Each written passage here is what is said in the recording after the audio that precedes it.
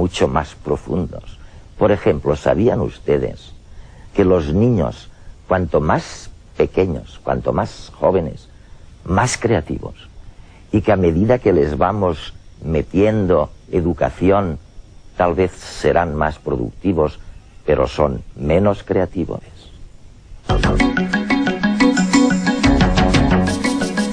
El psicólogo James Kaufman es profesor en la Universidad San Bernardino del estado de California. Sus trabajos se centran en la creatividad, la motivación, la personalidad y otras facultades no cognitivas.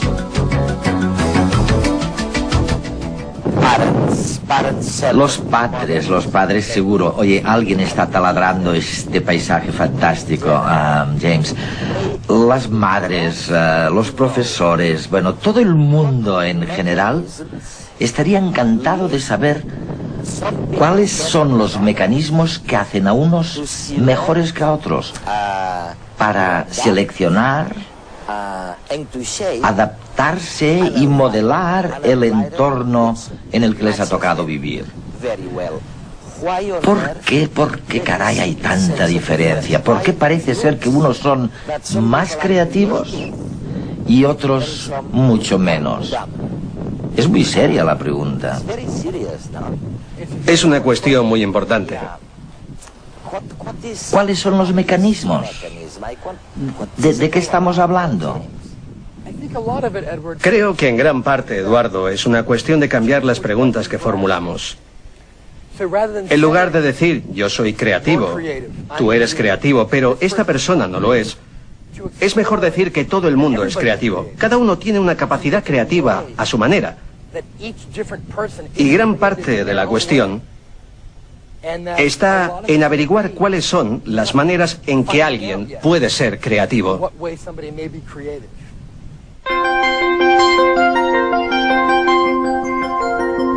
Nuestra historia, tal y como la aprendemos en escuelas y libros, parece plagada de grandes genios.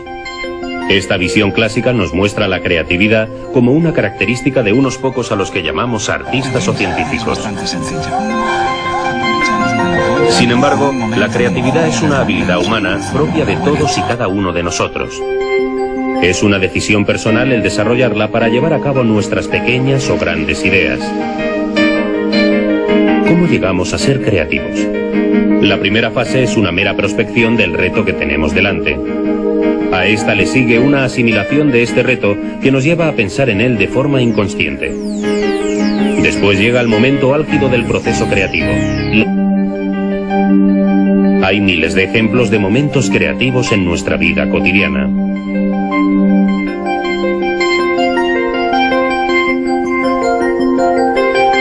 Sin embargo, solemos ser más creativos en situaciones extremas, como guerras, aventuras espaciales o terrestres y desastres naturales. Cuando la necesidad impera, surgen épocas de gran creatividad, en las que el creativo no es siempre el más geniecillo, sino el que se encuentra en una situación más límite. Todos somos capaces de grandes creaciones. Solo necesitamos encontrarnos en situaciones difíciles o, en su falta, creer en nuestras ideas y proponernos llevarlas a cabo. Apostar por la creatividad es una decisión personal y necesaria.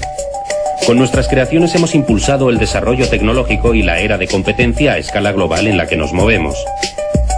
Profesionalmente debemos continuar innovando para sobrevivir. Y con el mismo fin, nuestra especie debe adaptarse continuamente a los cambios medioambientales y culturales.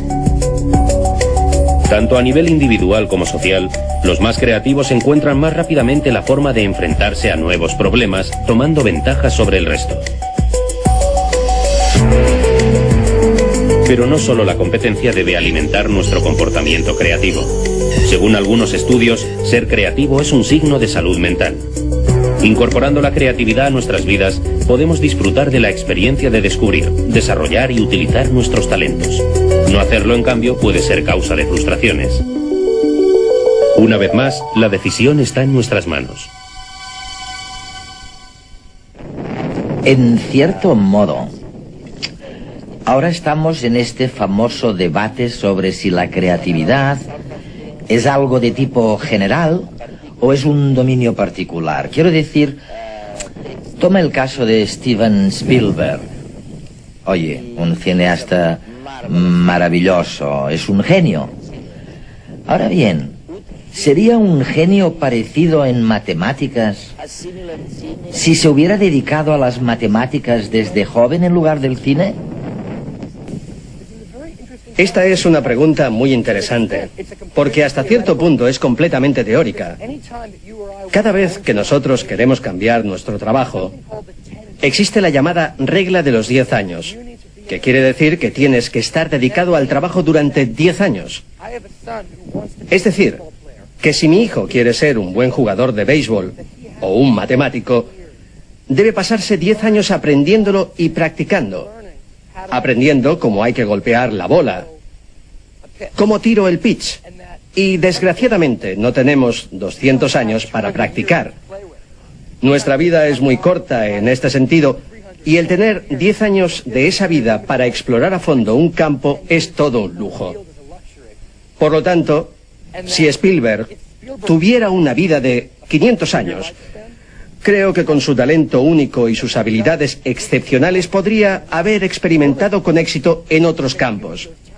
Pero en la realidad actual, donde Spielberg debe tener ya 50 años, no tiene la posibilidad de hacer bien estas dos cosas: cine y matemáticas.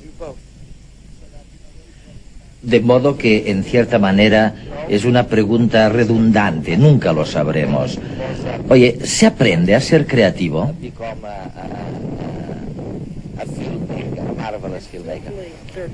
Desde luego que existen muchas cosas diferentes que son necesarias para ser una persona creativa. Si quieres ser un buen periodista, que es lo que tú estás haciendo ahora, aunque ya sé que lo has estudiado, debes tener una serie de características personales. Si eres muy tímido, no podrás llegar a ser un periodista creativo. Si odias a la gente, no llegarás a ser un buen periodista. Si no hablas muy bien en público y tartamudeas y te repites, tampoco podrás ser un buen periodista. Es posible que no importen todas estas habilidades para ser un buen matemático. De manera que existen ciertas habilidades que son necesarias para ser creativo. Pero por otra parte, también es muy importante aprender a desarrollar estas habilidades. Si no las educamos, todo lo creativo.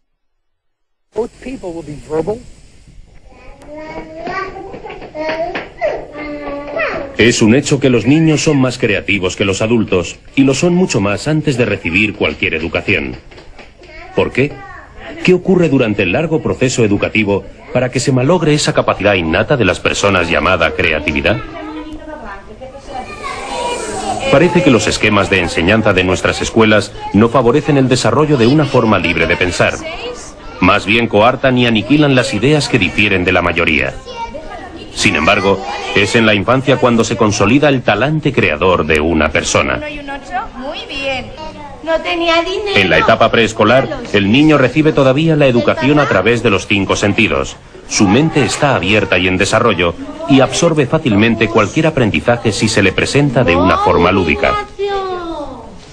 Pero cuando éste pasa a la etapa de enseñanza primaria, a partir de los 6 años, el abanico pedagógico se va cerrando poco a poco. A medida que progresa en los distintos cursos, se le pide mayor adaptación y se le evalúa en función de unos objetivos generales que vienen marcados por las autoridades educativas pertinentes. El niño adquiere la conciencia de que para tener éxito escolar tiene que conocer no la respuesta más creativa, sino la respuesta correcta. El pensamiento divergente se ahoga todavía más en la etapa de la enseñanza secundaria, marcada por el sistema de evaluaciones continuas. El alumno puede escoger entre unos cuantos itinerarios, como el científico o el humanístico, que le van encauzando hacia unos saberes preestablecidos sin vuelta atrás, donde se valoran sobre todo las capacidades lingüísticas y memorísticas.